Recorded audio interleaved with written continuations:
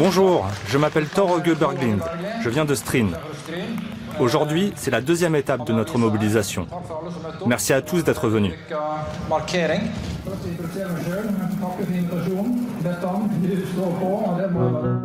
Dans toute la Norvège, un vent de révolte se lève. Celui des parents dont les enfants sont retirés de force. Ma fille a été prise à l'hôpital quand elle avait 2 jours. On ne m'a pas donné la chance d'être parent. Des souffrances individuelles. On m'a enlevé mes 2 garçons il y a 2 ans et demi. Se mêlent à des mémoires brisées. Le 3 décembre 2015, j'ai perdu 5 enfants. Ils ont failli en prendre 6. Ses parents et des milliers d'autres sont en lutte contre le système de protection de l'enfance, appelé Barnevernet en Norvège. Ces agents sont présents dans toutes les communes. Chaque année, ils enquêtent dans plus de 44 000 familles. C'est 3 fois plus qu'en France. Et chaque jour, ils décident de placer 4 à 5 enfants. Mon obligation, s'il y a le moindre conflit d'intérêts entre les parents et les enfants, c'est de prendre le parti des enfants, et non celui des parents. À quelques kilomètres au nord d'Oslo, habite un jeune couple. On va vous trouver les plus belles photos de Lucas. On voit, j'avais les larmes aux yeux. Christine et Robert ont eu un petit bébé l'année dernière, Lucas.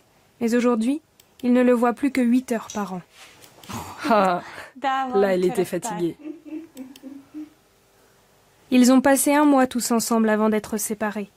À quelques jours de ce qui aurait dû être leur premier Noël en famille, Christine a vu débarquer la police et des agents du Barnevernet. Robert était encore au travail. Une amie a filmé la scène.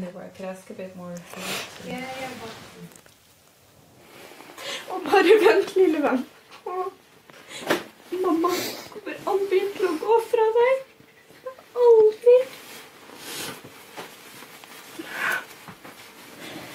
Jeg skal kjempe hver dag for deg.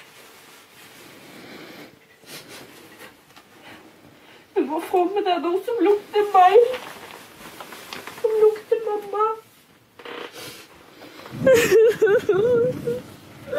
Jeg vil ikke. Jeg vil ikke. Nei, men da gir du han til politiet eller til barnevernet. La hun ta han.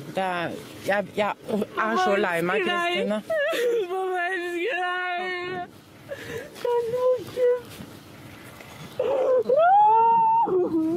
J'ai à peine eu le temps de lui dire au revoir et ça s'est arrêté là. Puis on s'est retrouvés tout seuls. On était complètement dépossédés. On avait perdu le contrôle de la situation. C'est vraiment difficile à admettre qu'aussi rapidement, à une heure aussi tardive, on puisse détruire une famille.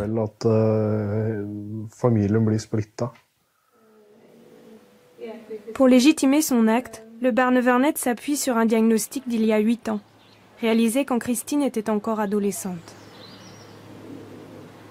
Le Barnevernet dit que j'ai été diagnostiquée avec un syndrome de retard mental mineur. Mais sur ce papier, presque tout en bas, il est écrit que je ne rentre plus dans cette catégorie. Alors que pour les institutions, j'en fais encore partie.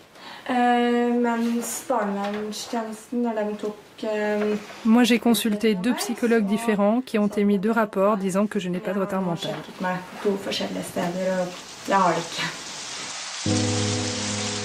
Et pour affirmer que Christine n'est pas capable de fonder une famille, le Barnevernet brandit une autre raison, plus profonde. C'est la mère de Christine qui nous l'explique, car elle est en lien avec sa propre histoire.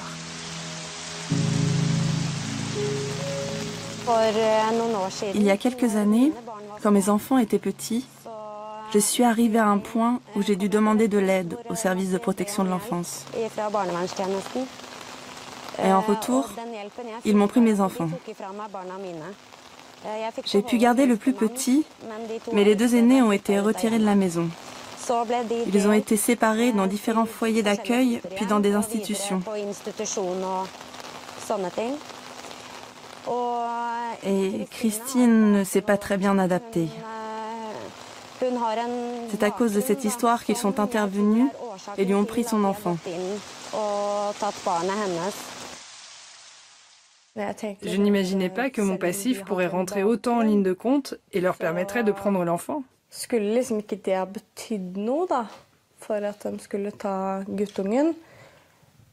Moi, j'ai pensé qu'ils allaient venir nous observer ou qu'il fallait faire quelque chose de très grave pour qu'ils viennent enlever un enfant.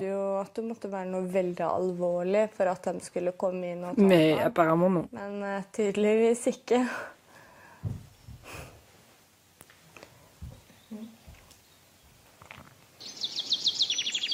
Jusqu'ici, les discussions avec le Barnevernet n'ont mené à rien. Alors ce matin, 6 mois après le retrait de Lucas, Christine et Robert se lancent dans une bataille judiciaire. Je ne sais pas quelles sont nos chances.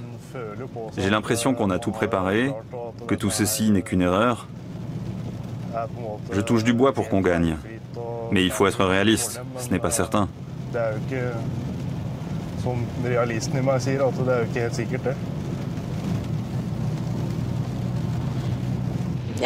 J'ai très peur d'arriver au tribunal et de devoir me battre contre le Barnevernet. Parce que ça n'est pas si facile. Ils ont beaucoup de pouvoir et en abusent beaucoup.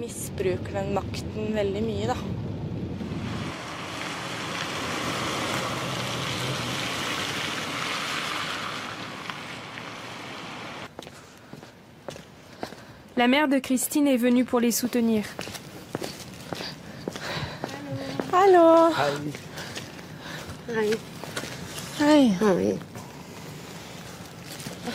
Tu es nerveuse? Oui, très. J'appréhende. Mon cœur bat à 100 à l'heure. Oui, je comprends, mais ça va bien se passer. Tiens le coup. Ouais.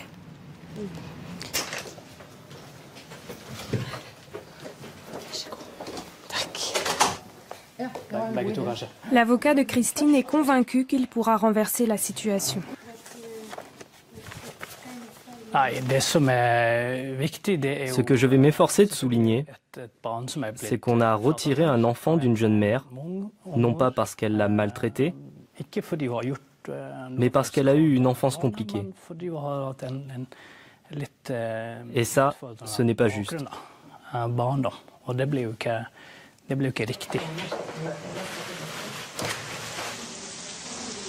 Christine est donc prise dans un cercle vicieux. À cause de son passé d'enfant placé, le Barnevernet met en doute ses compétences maternelles. Pendant ces 3 jours de procès, Robert et Christine vont tenter de prouver le contraire, mais cela suffira-t-il? Ça m'angoisse de savoir ce que notre enfant va devenir s'il ne revient pas à la maison. Est-ce qu'il lui arrivera la même chose quand il aura des enfants? Est-ce qu'à lui aussi, on lui enlèvera ses enfants subitement? Si ça se passe comme ça, ce sera très injuste. L'histoire de ce jeune couple est loin d'être unique en Norvège. En 2015, le Barnevernet a retiré plus de 1600 enfants sans discussion préalable, une augmentation de 70% en 5 ans. Voici l'une de ces antennes, près d'Oslo. Malgré nos nombreuses demandes, c'est le seul centre qui a accepté de nous recevoir, à condition de ne pas évoquer de cas particuliers. C'est difficile à comprendre pour les étrangers, mais en Norvège, nous avons un système avancé, où les enfants ont beaucoup de droits. Ce qu'il faut peser, c'est le risque d'agir contre le risque de ne pas agir. Dans quelle situation l'enfant se retrouverait-il alors?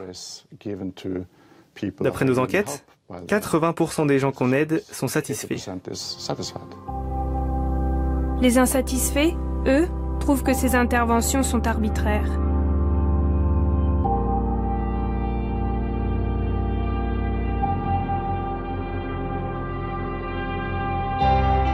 Pour Thor, par exemple, tout est parti d'une tape sur la main, un geste interdit par la loi norvégienne. En quelques minutes, il a perdu son fils et sa fille, c'était il y a 2 ans. À ce moment, j'étais en mission sur un autre continent, au Ghana. J'ai reçu un message de mon ex-femme, comme quoi il fallait que j'appelle le service de le Barnevernet en fait. Je les ai appelés et ils m'ont dit « Bon, nous venons tout juste d'aller chercher vos enfants à l'école. Nous voulons les interroger. » J'ai dit « Bon, d'accord, pour quelle raison ?» Votre ex-femme nous a dit qu'il lui était arrivé de donner une petite correction, comme ça. Je leur ai répondu « Alors je reviens tout de suite et je vais récupérer les enfants. » Mais ils m'ont rétorqué « Malheureusement, votre fille nous a aussi dit que vous l'aviez agrippée par l'épaule et grondée. Donc ce n'est pas la peine de venir les chercher. »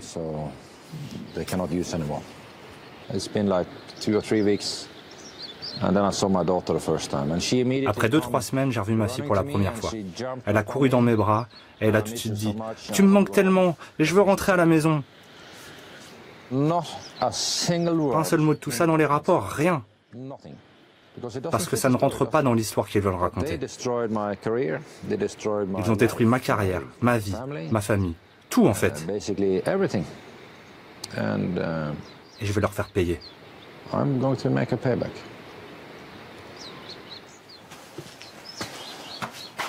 L'amertume de Thor a grandi au point qu'il a abandonné son métier de pilote d'hélicoptère.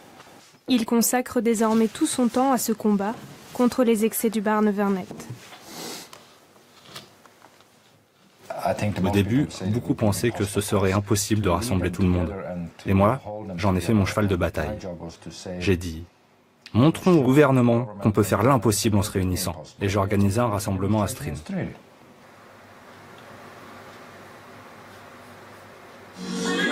En avril, 300 personnes ont ainsi marché dans sa ville. Voilà la manif. Il a appelé cet événement le jour J. Pour lui, les forces de la résistance sont sorties de l'ombre pour la première fois. On n'avait jamais rien vu de pareil. Et ce n'est que le début.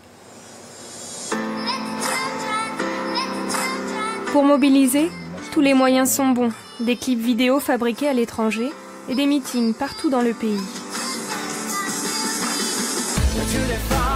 Thor reprend la route. En 2 ans, il a parcouru plus de 50 000 km pour marteler ses arguments.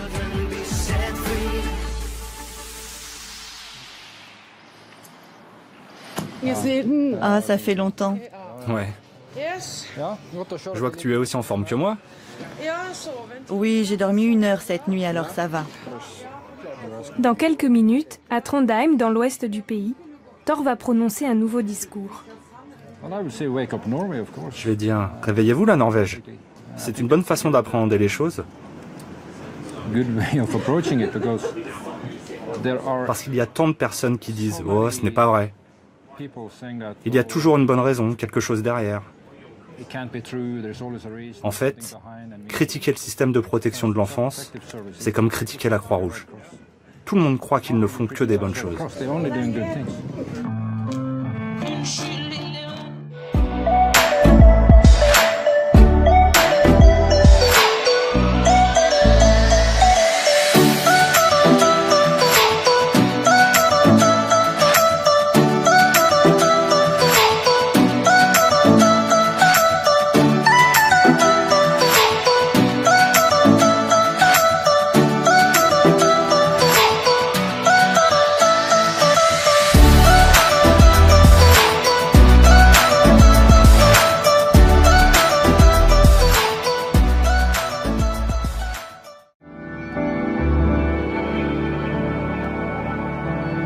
Hace un año tú y yo marchamos por nuestros hijos.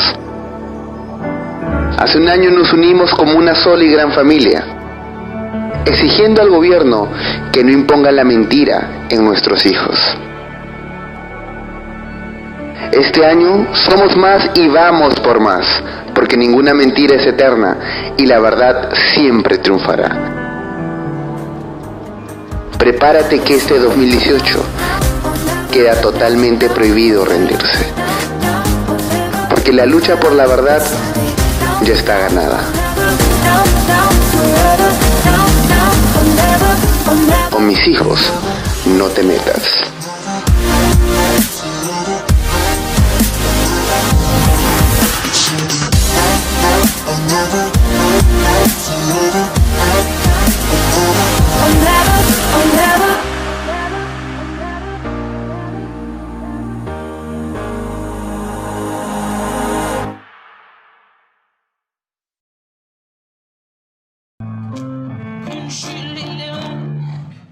Midi approche. Sur la place centrale, seulement quelques dizaines de familles sont réunies. La prise de conscience est lente, mais bien réelle.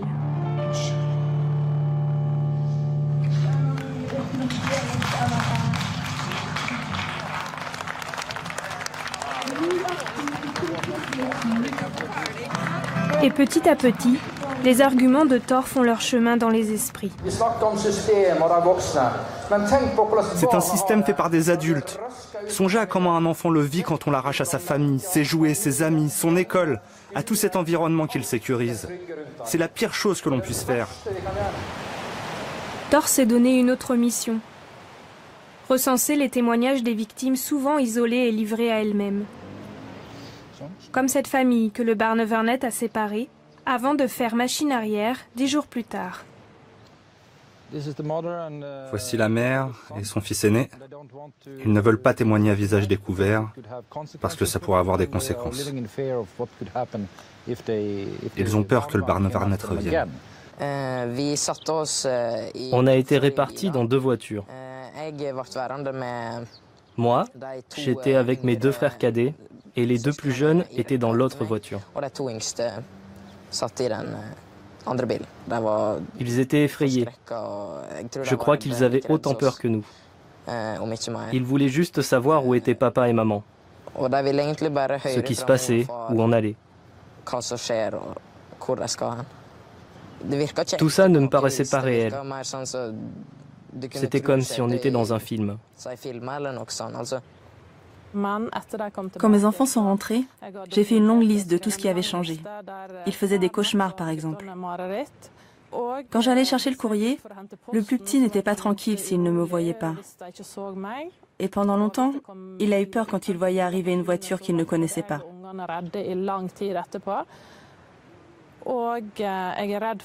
Je suis inquiète car c'est la première fois que mes enfants ont affaire aux autorités censées leur venir en aide.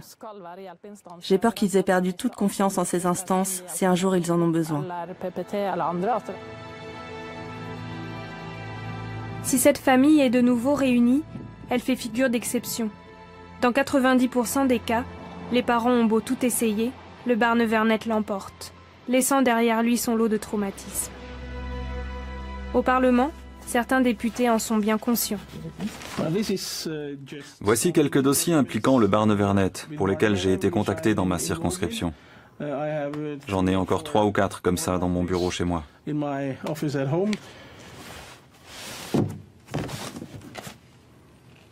Mais les dossiers s'empilent et rien ne change. Barnevernet est devenu un État dans l'État, en quelque sorte. C'est un système dans lequel il est difficile de s'immiscer. En plus, quand le Barnevernet a pris une mauvaise décision, ou quand il perd en justice, il ne veut pas suivre le verdict du tribunal. Et il fait tout pour retarder la procédure.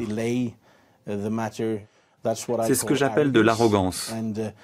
Et c'est difficile d'imaginer que le Barnevernet puisse admettre qu'il s'est trompé. Le Barnevernet serait donc intouchable, du moins de l'intérieur. Mais avec la pression internationale qui monte, la donne pourrait changer. Car un quart des familles victimes du système norvégien sont de nationalité étrangère.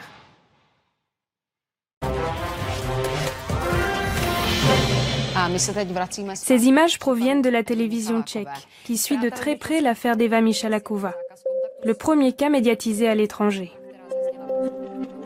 En mai 2011, Eva s'est vue retirer ses 2 garçons, Denis et David, alors âgés de 2 et 6 ans.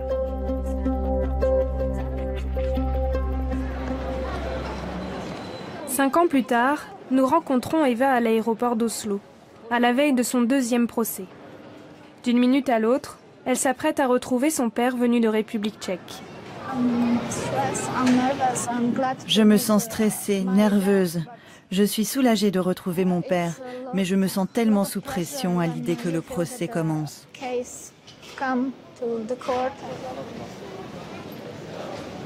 Son père arrive, mais il n'est pas seul.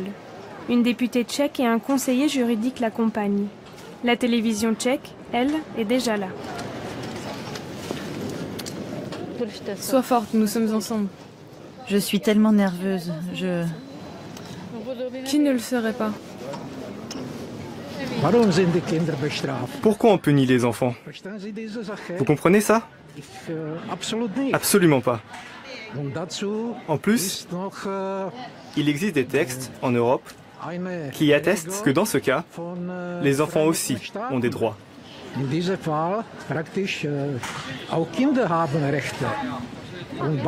le Barnevernet, cette institution norvégienne, ne respecte pas le contenu de ces règles. Aujourd'hui, Eva habite loin d'Oslo, dans le nord du pays. Mais voici le quartier où elle vivait quand le Barnevernet a surgi dans sa vie. L'institution a soupçonné le père de ses enfants d'attouchement sexuel. Des affirmations toujours démenties par les médecins et la police. Eva, elle, n'a été accusée de rien. Aujourd'hui séparée de son mari, elle reste privée de ses enfants. Le tribunal est à 2 pas de son ancienne maison. L'audience n'a pas commencé, qu'Eva est déjà sollicitée par les médias tchèques. Une façon, pour elle, de répéter son plaidoyer.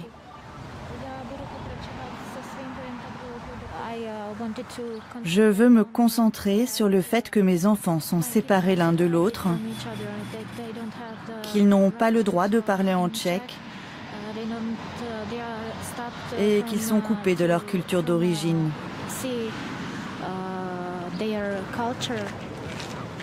Pour faire face à cette agitation, 6 policiers sont venus garder la salle. On me prend pour une personne dangereuse, mais est-ce que je suis une meurtrière, une terroriste? Je ne sais pas. Une audience sous haute surveillance, très médiatisée. C'est une chose exceptionnelle dans les tribunaux norvégiens.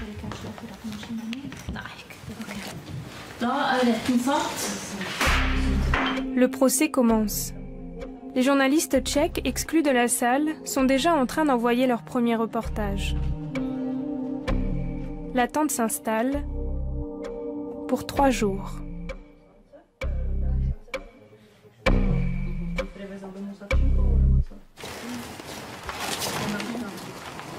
À la sortie, Eva n'a voulu parler à personne. La peur que ses enfants soient donnés à l'adoption la hante. Pour son avocate, norvégienne, cette histoire est le reflet d'un système à la dérive. Il semble qu'ils veulent créer la meilleure société possible. Une utopie, comme l'a appelé Platon dans ses écrits. Mais je trouve ça effrayant parce que ça ne va pas marcher. Il n'y a rien de semblable à l'utopie ou à des parents parfaits. Et ça n'existera jamais. Pourtant, la Norvège semble y croire depuis longtemps. Depuis la création du Barnevernet en 1992, le pays a été condamné à 4 reprises par la Cour européenne des droits de l'homme. Sans conséquence. Alors, pourquoi un tel entêtement? Pour le secrétaire d'État, la question n'a pas lieu d'être. Bien sûr qu'il est nécessaire de se remettre en question et de voir comment on peut améliorer le système. Aucun système n'est parfait. Et des milliers d'êtres humains différents travaillent dans le système de protection de l'enfance. Des erreurs peuvent être commises et on devrait toujours voir comment on peut améliorer le système. Comment nous, les politiciens, nous pouvons l'améliorer. Mais pour cela, il nous faudra des années.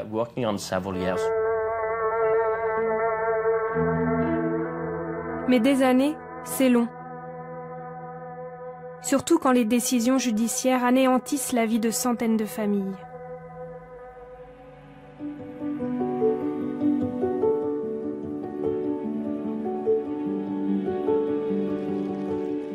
Christine et Robert ne sont pas rentrés chez eux avec leur petit Lucas. Le juge a suivi les arguments du Barnevernet. Pire, leur droit de visite est passé de 8 heures à 4 heures par an.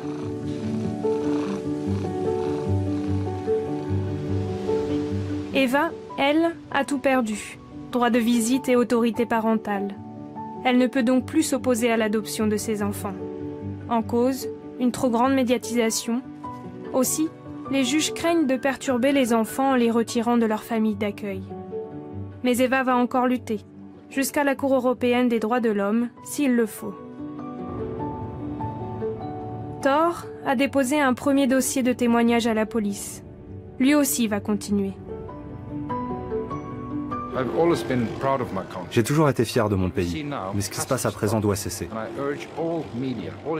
J'implore tous les médias étrangers de venir, de réveiller les médias norvégiens, les politiciens, de les pousser à s'engager.